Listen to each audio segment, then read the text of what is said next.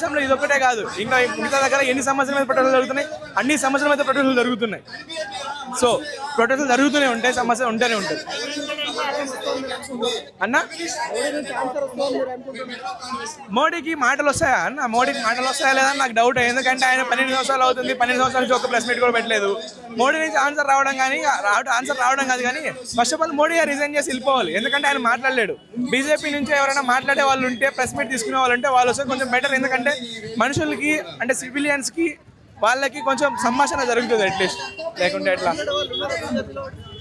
ఏమో అన్న వాళ్ళకే తెలియాలి మాట్లాడే వాళ్ళు ఉన్నారా లేదని. ఎందుకంటే వాళ్ళు ఇంటర్నల్ మీటింగ్స్ పెట్టుకుంటారు కదా, అలాంటివి వాళ్ళే మాట్లాడుకుంటే కొంచెం మంచిగా ఉంటుంది. ఎందుకంటే ఈ దేశానికి జస్ట్ వచ్చి రేడియోల్లో లేకపోతే అక్కడ స్టేజ్ మీద నిలబడుకొని మాట్లాడే ప్రియం కాదు కావాల్సింది.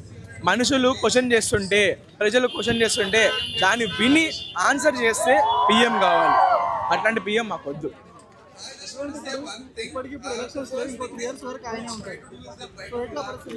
అదే ఆయనే వాలంటీర్గా తీసుకొని ఆయనే రిజైన్ చేసి పోవాలని మా డిమాండ్.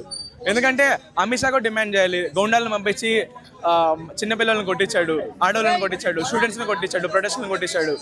అలాంటి హోమ్ మినిస్టర్ మనకు అవసరమా అన్న? అండ్ అలాంటి యూనియన్ మినిస్టర్ మనకు అవసరం లేదు. ఎందుకంటే దేశంలో సగం దేశాన్ని యాంటీ నేషనల్స్ అంటున్నారు వీళ్ళు, సగం దేశాన్ని వీళ్ళు యాంటీ నేషనల్ అంటున్నప్పుడు ఆ యూనియన్ మినిస్టర్ ఎందుకని పట్టుకోవట్లేదు ఆ యాంటీ నేషనల్స్ని, ఆ టెర్రరిస్టులని?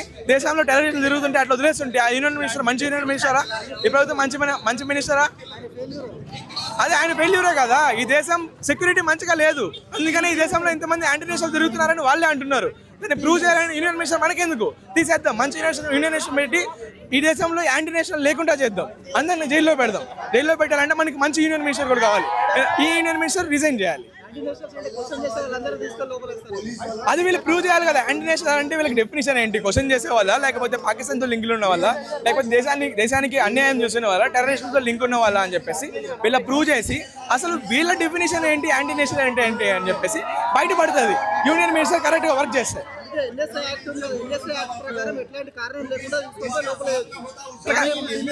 అదే లోపల వేస్తారన్న, కానీ దానికి ఇప్పుడు యూఏపీ పరంగా కూడా లోపల వేస్తున్నారు, కానీ దానికి ట్రయల్స్ జరుగుతున్నాయా?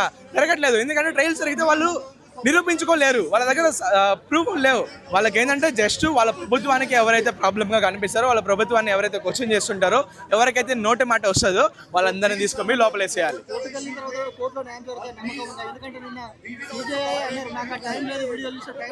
అంటే ఇవన్నీ చూస్తుంటే ఏమవుతుందంటే అన్న, నాకు అనిపిస్తుంది పర్సనల్గా, ఇది ఒక అలిగేషన్ అనుకోండి, నేను చేసిన అలిగేషన్ అనుకోండి. వీళ్ళంతా ఏం చేస్తున్నారంటే ఉన్న ఇండిపెండెంట్ బాడీస్ అన్ని బీజేపీకి మద్దతుగా ఉన్నాయి, ప్రభుత్వానికి మద్దతుగా ఉన్నాయి. ఈ లెక్క ప్రకారం సిజేఐ కూడా అమ్ముడుపోయాడా అన్న పరిస్థితికి వస్తుంది నా అలిగేషన్ ఇది. అట్లా ఈ అలిగేషన్ని మీరు కొట్టివేయాలంటే ఏం చేయాలి? ఆ వీడియోలు చూడాలి, సమస్యకి పరిష్కారం తీసుకురావాలి, ఇంజస్టిస్ జరిగిన దగ్గర పనిష్మెంట్ చేయాలి, జస్టిస్ తీసుకురావాలి. అప్పుడే నువ్వు జస్టిస్ అవుతావు, లేకపోతే జస్టిస్ ఎట్లయితే నువ్వు అవ్వవు.